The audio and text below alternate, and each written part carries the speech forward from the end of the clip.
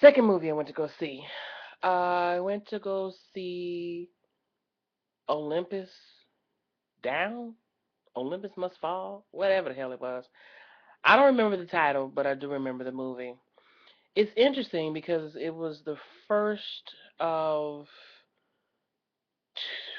two or four of the movies I've seen that was supposed to be filmed in DC, but it doesn't make sense. Like when you live someplace and you know how a place looks, this doesn't make sense. I don't know if there's some law against actually filming things in DC, or if they think it's just too risky or too expensive. People won't cooperate. I don't know.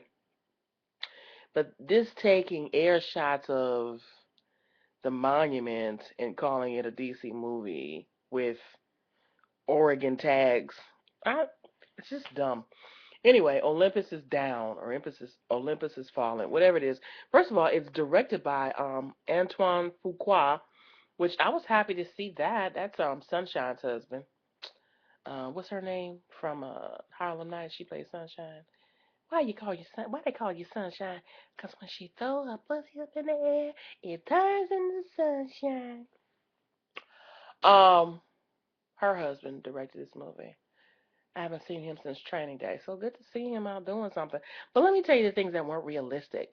So the movie is all about the Japanese or the South Korean or North Koreans, I don't know, whichever ones, um, who wanted to take over Washington D.C. Let me tell you why this could never happen. Because you're trying to take over Washington D.C. Let me tell you what niggas ain't never gonna let you do. Run they city like that. You can't run up on folks. Do you know how many people in DC carry guns on a regular basis? You ain't gonna be able to do that. South Korea, North Korea, whichever Korea you is, you're not gonna be able to just roll up on DC. Don't let the white folks fool you here. You can't just roll up on DC and just take it over. Um, do you know that every Korean store on every corner in every quadrant of Washington D.C. would burn down to the ground? What you gonna do then? All your cousins and grandmas and aunties and grandfathers gonna be out of business because you can't just North to South Korea. You can't just walk up in here and just think. This is what they did. Anybody who knows who lives in D.C. know this could never happen. They were a bus of tourists, a whole bus of Japanese or Korean tourists who stopped in front of the White House and just went berserk like that was the plan. They got out the car or got off the bus, put explosives on the gates that are there at the White House, and went to town. And just really, in a matter of about 12 minutes, they were able to infiltrate the White House and take it down. Like, they took it over. First of all, if you've seen the White House, there are so many roadblocks at the front of the White House on the street. You can't even really get in front of it good. That how could this even be? How do you this? How could this even possibly be? That's one.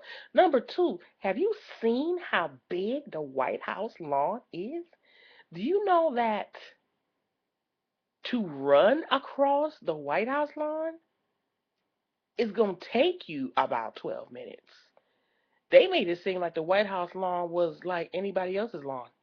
Like over the grass and over the hills and over to grandma's house we go. And you're just there at the White House. Nah, son. You gotta catch a car to get to the front of the White House.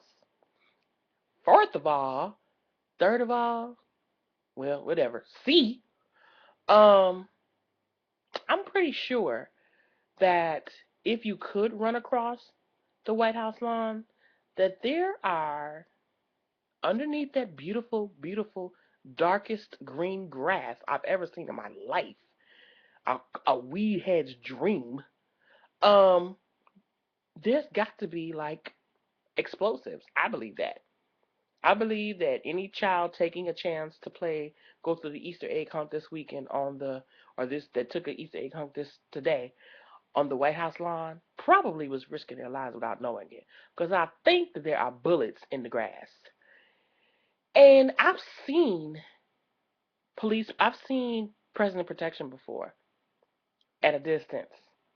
And I think they have I think they have microphones and ear things that pick up everything around them. Because I was on another building across the street on another floor. Tasha Washington, if you're watching this, you know.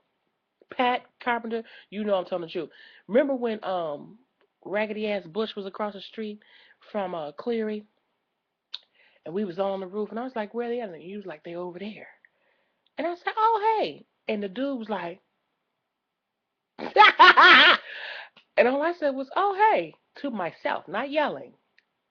Mind you, he was across the street, across the way. But anyway, I digress. So in the movie, one guy, one lone guy, loved him, was able to save the president's son, and he was able to take back the White House. And then there was another thing. The Secretary of Defense, Colonel Kiss My Ass, was saying, "Don't listen to him. You be if I was in control, if I was the president, I would so and so and so." See, that's why they don't let old folks really do stuff no more. Reagan, he was just for window watching. Like he was just there so we could get through 4 years or whatever we were going through as a country at that time. He didn't really run the country. But old people with their finger on the button, mad at the world, mad at anybody who wears saggy jeans. It was an old man who wrote that song. Walking around town with your jeans on the floor. Pull your jeans up with your jeans on your floor. Walk around the town with your jeans on the floor. That was an old man who wrote that song. It was an old man who had his finger on the button in this movie. And he did one of the. Why are you always trying to prove something, old men, that you still got it? The women, the men always trying to prove that they still got muscles, and the women always trying to prove they still got the shape and the figure. I could still pull a youngster. I could pull me a 42-year-old if I wanted to. You could have a 42-year-old man if you want to. That nigga ain't worth a whole bunch of money. Listen, old men with saggy arm muscles, with slow punches and slow legs and knee braces, you can't have your fingers on the button. You gonna do everybody an injustice. It took a younger man to save the world, restore the land back to peace. But honestly, I don't think it's gonna happen in DC.